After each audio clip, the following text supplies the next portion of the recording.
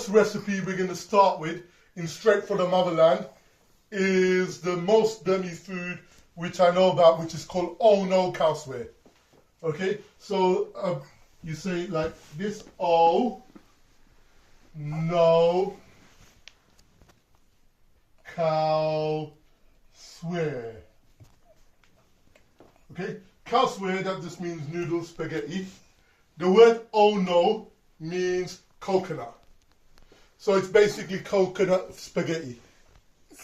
And the thing about Burma is it's influenced by a lot of countries because it's neighbouring a lot of places. We start from the west, it's neighbouring, it's got a tiny border with Bangladesh, then a bigger border with India, and a border with China, a small border with Laos, and a very large border with Thailand. And I would say Burmese food is most similar to, it doesn't share a border with Malaysia, but there's a lot of cultural and culinary similarities. But in East Asian cultures in general, and in Burmese culture in particular, what tends to happen is people are very hospitable. They would like to feed others. So generally, when they ask you if you've eaten, it's often like saying hello for them. Because they will ask you, have you eaten? And if you have, then that's the end of the story. But if you haven't, come and eat in my house. So it's almost like saying hello in Burmese. And the word for have you eaten is tamesa pipi. Tamesa pipi. And the reply to this is I have eaten sa pipi la. So tamesa pipi is what you ask, have you eaten? And sa pipi la, I have eaten. Before we start, I'm going to make it more authentic and wear a lungi to make it more Burmese, right? Like Scottish people have their kilt and we have our lungis, right? This is how you put one on, tie a little knot. And we need 5 onions, which we're going to skin and chop up, right? Just peel the skin and then chop them up. These onions have to be chopped completely, really small bits, okay, which we're going to fry. The way we're going to fry it is we're going to fry it when it's softened completely, but before it starts caramelizing. So as soon as we notice it going brown, we will stop.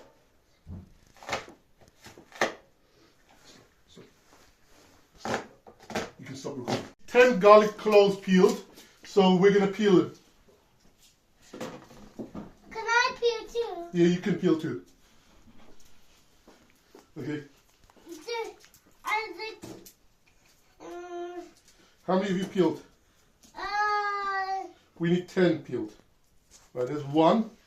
Is this peeled? No, not really, but you've broken it, which is almost as good as peeling. Stop. All right, the Burmese word for big brother is Koko, and we're going to call Abdullah Koko. And the Burmese brother for little brother, the Burmese word for little brother is Momo, and Adam is Momo. Abdurrahman needs to decide whether he's a Koko or a Momo. Abdurrahman, what do you want to be? Koko. All right, he's the big brother. We're going to refer to those 2 as Koko and this one as Momo. All right, Adam, can you count to see if we've got enough garlic? 1. I said. All right, yeah, you leave that. Count how many have you got? Have you got 10? 1, 2, 3, 4, 5, 6, 7, 8, 9, 10. Yeah, 10. So that's enough. All right, you can put that one in as well and we'll have 11. Doesn't make that much of a difference. Can you put that one down there? Can you do 11. Some more, please? No, you can't do any more because I think 11 is already too much. All right, we need a couple of bits of ginger between 5 and 10 centimeters long, and we need this peeled off of it. And then we're going to cut a couple of small sections, which we will use to flavour.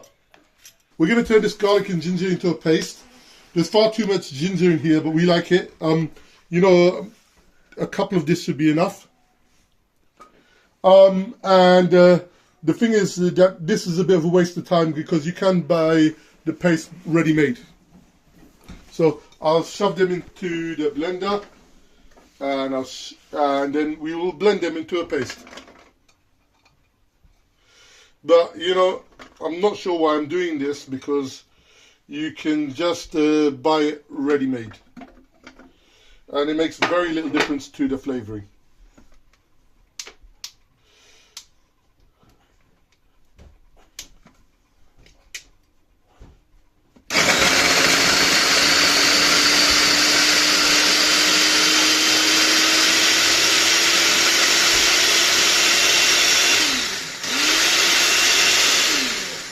But I guess, you know, fresh is always best. I'm using chicken thigh. You don't really need to use specifically thigh. It doesn't affect the flavour. But, you know, the thing is, because it doesn't, why pay more for breast? Okay. It needs to be deboned and it needs to be skinned. We will use the bone and the skin for something else. Right, different chopping board for meat. Yeah. We're going to chop this chicken into small bits, so the flavour of the chicken infuses into the liquid of the Ohno Kow Swear. Right, small bits, but not mincing. Just let's say a centimetre. Okay, done. First, we will use it later for something else. Okay, I'll put them down here, and I'll leave the chicken there for a little while, because I'm going to use this for a different recipe, and I'll use the bones for something else as well. We're going to put 100 mils of oil, of sunflower oil. You can use corn oil as well if you want, or peanut oil. But please don't use rapeseed oil, it affects the flavour. To a pan. And we're going to put it on to, we're going to start heating it.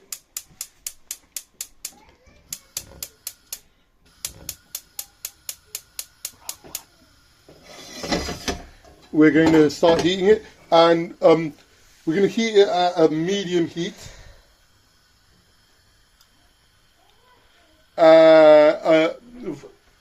And then we're going to add the onions. We've got loads of onions here.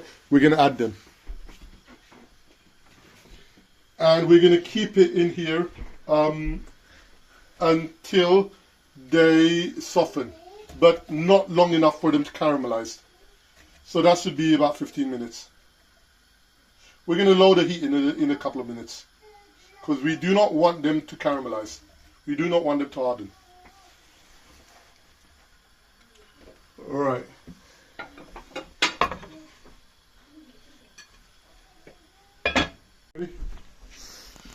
We have kept it in here at a medium heat for about 5 minutes. For the remainder of the 10 minutes, we're going to turn it down to a low heat. 15 minutes should be enough, and let's see if the onions are ready. Yes, these onions, they're softened, and they have not started turning brown, which is exactly what we want. So now what we're going to do is we're going to add our paste which we made.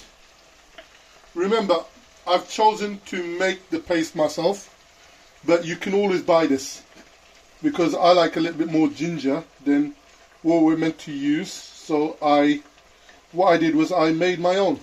But don't waste time doing that. You just buy the garlic ginger paste. You can get it from any supermarket. So we're going to put this inside, and then we're going to wait for a couple of minutes to let the flavours mix, and then we're going to add the chicken. We're going to mix this to get the onion, the flavour of the onion and the flavour of the paste to mix together. Okay. We want them to mix thoroughly, and add a little tiny bit more oil, and let us sit for a couple of minutes before we add the chicken.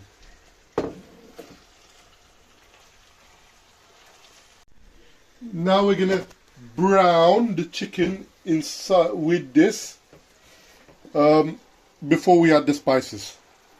So let's put all the chicken inside there, and let's mix it up a little bit, and let's brown it.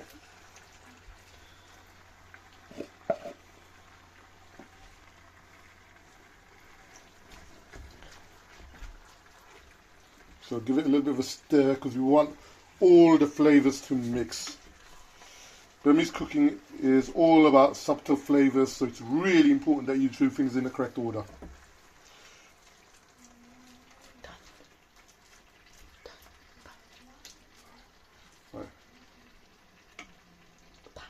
Right, we're going to add the spices now. We want 2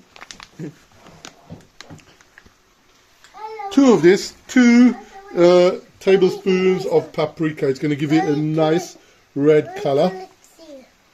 Okay, 2, and we want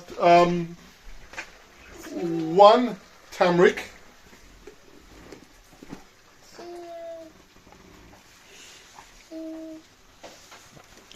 And we want 2 chili powder. 2 chili powder.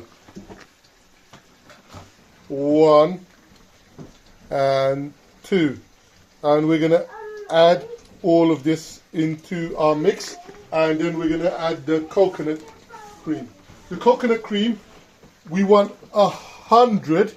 The pure cream coconut, we want 100 grams of it, and that pack is 200. So all we do is chop it in half. Yeah. Yeah, I added a bouillon cube of chicken stock inside here. We want to add about 600 mils. And I'll start putting that inside. And all right. And what's going to happen is give it a little mix, and you know, if this broth is too thick, we'll just add more water. What I did is I've put some water inside here. So if we need to add more water, it will give it we'll make use of more of the garlic and ginger. We're going to put half a block in, which is about 100 grams, and we're going to break it up as it starts heating. I'm going to mix this all together. It's a bit of a mess right now, but it will sort itself out.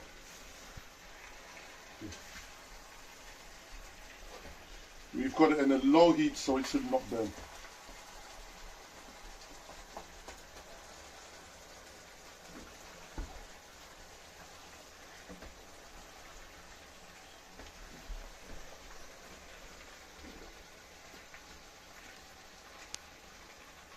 Stop. We're going to lightly toast 2 tablespoons of ground flour,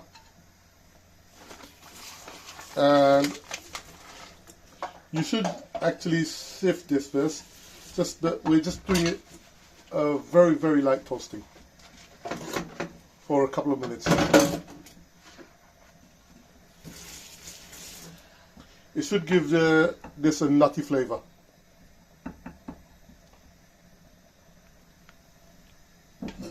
Quick toast.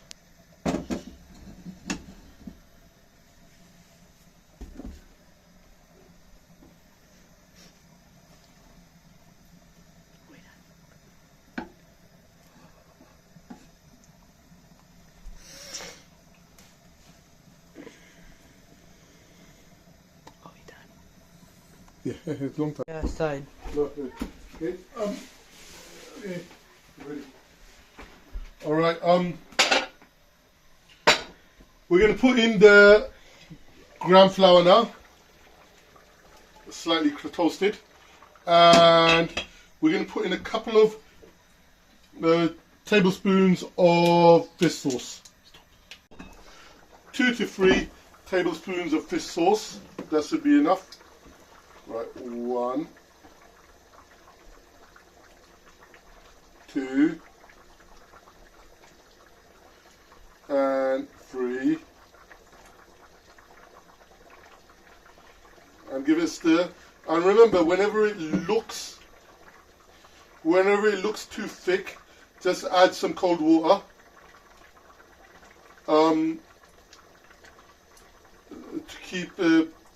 To keep the correct viscosity,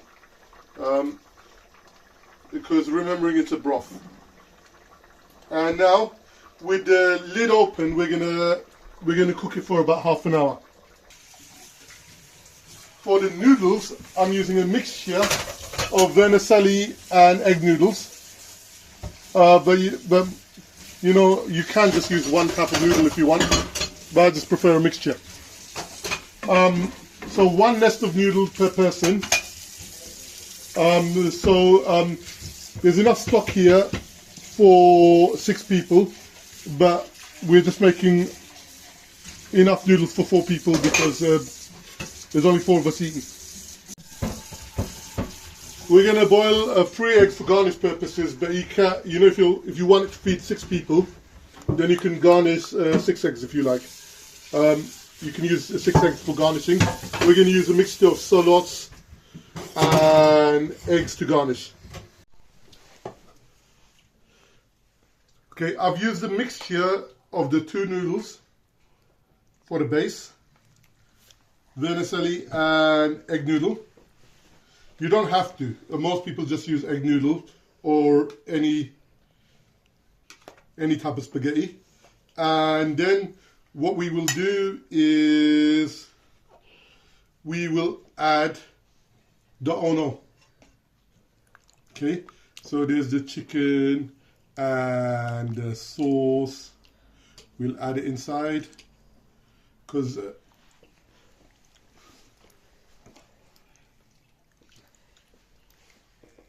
and for the purposes of presentation, we will use an egg, some coriander, a little bit of chili flakes,